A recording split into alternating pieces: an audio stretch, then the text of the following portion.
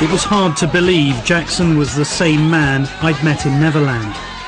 The first opportunity to talk about his bizarre behaviour was later that evening at a charity auction. I mean, what about the trip to the zoo today?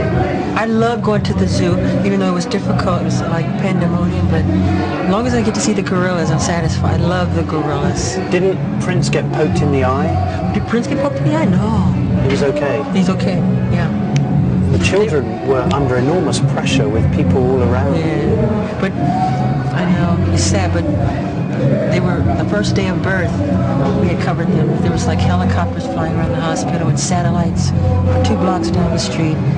But wouldn't it be easier for the bodyguards and for your nanny just to take the children to the zoo on their own, rather than have to go through what they went through today? No, because I can't take that chance. I'd rather it be my fault if something happens.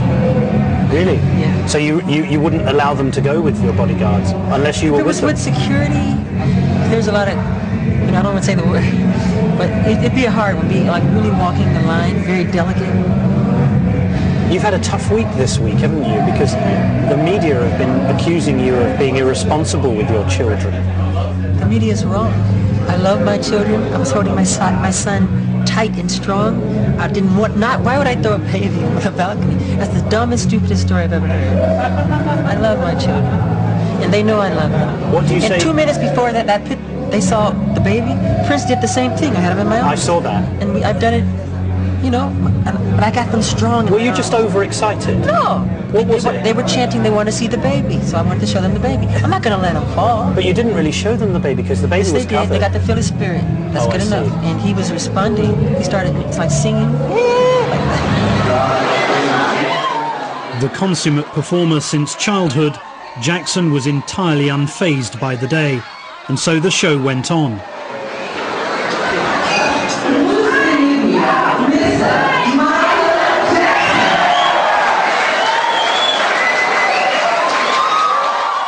He donated one of his jackets. It was auctioned for £16,000.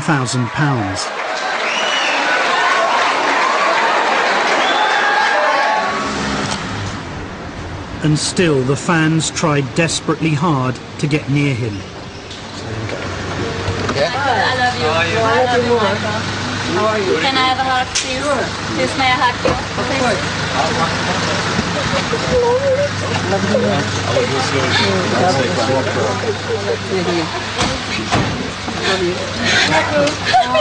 Sorry, just wait. I need a leader.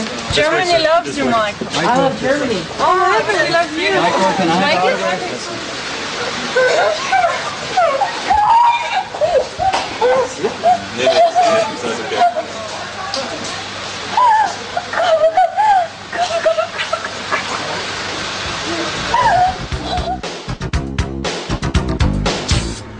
It was the final night in Berlin, and Jackson was the main draw at Germany's Bambi Awards. He was to be honoured for a lifetime of musical achievement. Yet again, Jackson seemed extremely agitated, and for the first time, he didn't want our cameras focused on him. Look at him, Mike, look at him, look at him. He only wanted us to capture the adulation of his fans.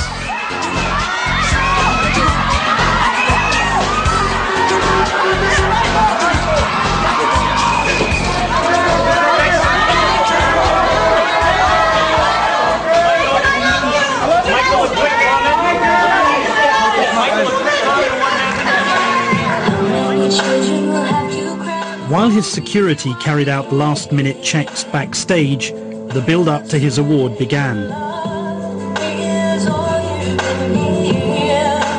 An elaborate series of introductions had been organised, but Jackson's disastrous trip to Berlin still held one last humiliation for him. I think that Michael is a king. Thank you, Michael Jackson, for writing such a beautiful song. What more can I give? And a king is unbeatable.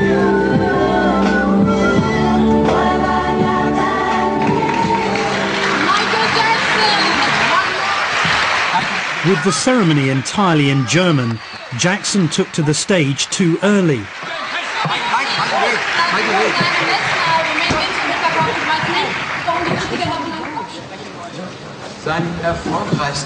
The confusion was excruciating for all of us. The first name check was not for him, but for the presenter of the award, Boris Becker.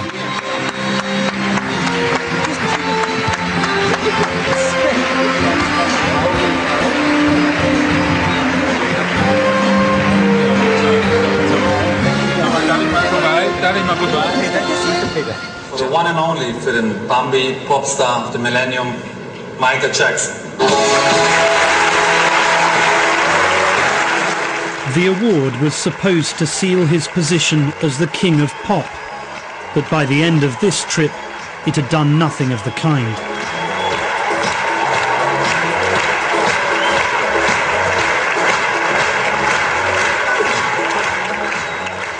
And there was something else that was bothering me. Back in Neverland, I'd met one of his good friends, a 12-year-old boy.